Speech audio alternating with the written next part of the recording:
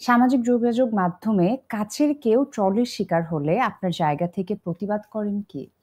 হ্যাঁ, প্রতিবাদটা আমি তার পাশে দাঁড়িয়ে করি সবসময়। এখন এটা নিয়ে বললে আবার সে ট্রল হয়ে যেতে পারে। যেরকম আমারই একজন সমসাময়িক কো-অ্যাক্টরের মাঝখানে অনেক ট্রল হয়েছে। সো আমি তাকে পার্সোনালি ফোন দিই যে, "don't do this, do that."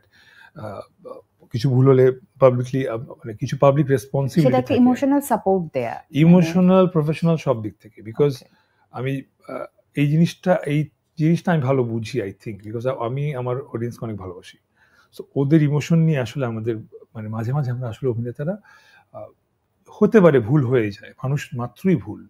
So আমিও ভুল করেছি আগে অনেক। ওখান থেকে আমি শিখেছি। সো আমি যদি কখনো আমার আশপাশে কো-আর্টিস্টকে বা কাউকে দেখি যে কোনো কিছুর দ্বারা ট্রল হয়ে যাচ্ছে যেটা আসলে সে ডিজার্ভ করে না। অনেকে আছে ইচ্ছা করে ট্রল হয়। সো ওদের ব্যাপারে কিছু বলার নেই। সো যারা আসলে সেটা আলাদা। সেটা কমপ্লিটলি আলাদা চ্যাপ্টার। ট্রল হতে চায় না কিন্তু হুম। হয়ে গেছে। তখন আমি তাদেরকে চেষ্টা করি পিছনে বুদ্ধি দেওয়ার কিভাবে আসলে এটা থেকে বের আসা সম্ভব। অথবা ট্রল হলে অনেকে ডিপ্রেশনে চলে যায়, which hmm. Is very, very harmful. আমরা অডিয়েন্সের উদ্দেশ্যে বলব যে আপনারা যে আ কোনো কিছুর উপর রাগ কমেন্ট সেকশনে এসে জাহির করেন, এটা আবার অনেকে নিতে পারেন না।